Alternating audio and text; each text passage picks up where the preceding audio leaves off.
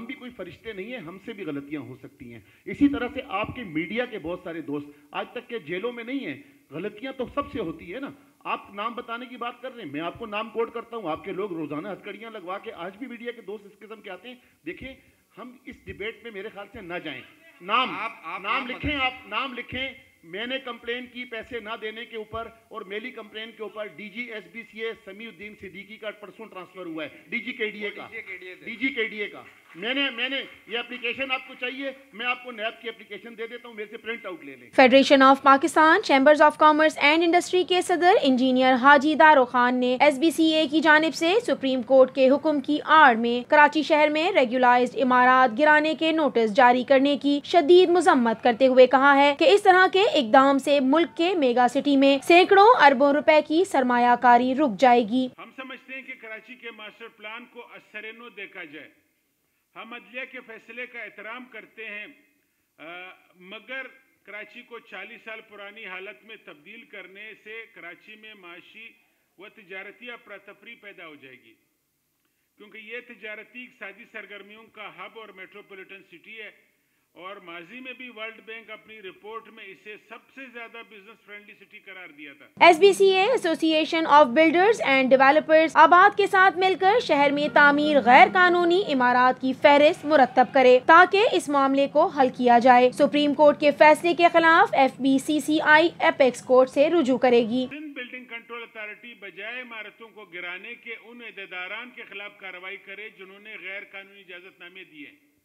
ہم یہ سمجھتے ہیں کہ جنہوں نے غیر قانونی اجازت نامے دیے ہیں, اگر غیر قانونی ہے, جن کے پاس اجازت نامہ ہے جو بہت پرانے ہیں, جن کے پاس جنہوں نے فیس بھی دی ہوئی ہے, سب چیزیں کی ہوئی ہے, ان کو جو ہے وہ اس طرح کے نوٹسز دے کے شہر میں جو ہے وہ افراتفری پھیلانے کی سازش ہو رہی ہے.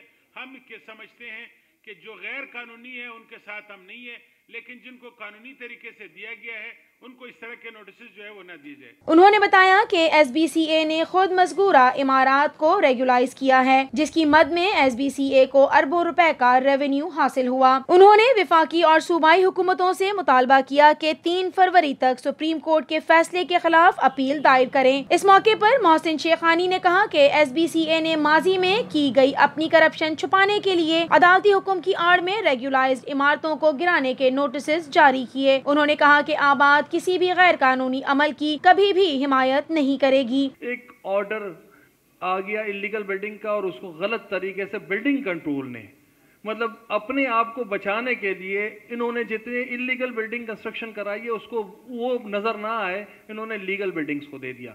آج بھی ہماری بات ہوئی تھی, آج بھی ہم نے ان کو یہی کہا کہ جتنی اللیگل بلڈنگ بنی ہوئی ہے اس کی لسٹ بنائیں پلیز, تو آپ کو پتہ چلے گا کہ شہر میں کیا ہے. ماسٹر پلان کے حوالے سے بات ہوئی, چیف صاحب نے کہا کہ باہر سے لوگ ہائر کریں, اس شہر کا ماسٹر پلان بہتر کریں. 2050 کیا, میں کہتا ہوں 2070 تک کا, 50 سال کا کسی شہر کا 100 سال کا ماسٹر پلان بنتا ہے. اس شہر کا اچھا ماسٹر پلان بنوائیں, جتنے اسٹیک ہولڈرز ہیں ان کو رکھیں, جتنے ٹاؤن پلانر ہیں ان کو رکھیں, این ای ڈی یونیورسٹی کو ہونا چاہیے. مطلب یہ سب اس شہر کو ہم سب بہتر کرنا چاہتے ہیں, اس شہر کو ہم سب اس ملک کو بہتر کرنا چاہتے ہیں تاکہ یہ ملک آگے چلے گا تو ہم سب اسی ملک سے ہیں. ایس بی سی اے نے جن پلاٹوں پر تعمیر شدہ عمارتوں کو گرانے کے نوٹسز بھیجے ہیں, ان پلاٹوں کو ریگولائز کرانے کے لیے فیس کی مد میں اربوں روپے ادا کیے گئے ہیں, جبکہ سپریم کورٹ کی 5 رکنی بینچ نے بھی منظوری دی ہے. مذکورہ عمارتوں کے نقشے بھی منظور کیے گئے اور محکمہ تحفظ ماحولیات سے ان کی این او سی بھی جاری ہوئی ہیں. جہاں لوگ اس میں انوالو ہیں, جو لوگوں نے یہ چیزیں بنوائی ہیں ان لوگوں کو سزا ہونی چاہیے تاکہ یہ سسٹم ہو. جو بھی نیگیٹو چیزیں ہو رہی ہیں ان کی سزائیں ہونی چاہیے. وہ کوئی بھی واقعہ ہو اس شہر کے حوالے سے, جو نیگیٹو اللیگل کنسٹرکشن, اللیگل اداروں میں جو چیزیں پوری نہیں کر سکی, جو اربوں روپے کرپشن ہوئے, ان سب کا کہیں نہ کہیں ایک لائن ڈرا ہونی چاہیے, اور آگے پالیسیز ون ونڈو ہونی چاہیے تاکہ یہ چیزیں لوگوں کا مین ٹو مین کانٹیکٹ ختم ہو. کراچی میں 52% کچی آبادی ہے, کیا کس نے بنائی وہ؟ آج وہ لوگ جس لیول پہ رہ رہے ہیں, اس بلڈنگ والے تو کچھ بھی نہیں رہ رہے. 52% اس شہر میں کچی آبادیوں میں لوگ بلو دا لیول رہ رہے ہیں. کیا وہ کس نے بنائی, کہاں سے آئی وہ آپ کو دیکھنے کی ضرورت ہے, اس کو ایڈریس کرنے کی ضرورت ہے. اگر یہ کنسٹرکشن بھی نہ ہوتی جو ہوئی ہے, جو لیگل آباد کے لوگوں نے بنائی ہے, اگر یہ بھی نہ ہوتی تو 70% کراچی کچی آبادی ہوتا. تو خدا رہا اس سسٹم کو بہتر کرنے کی ضرورت ہے.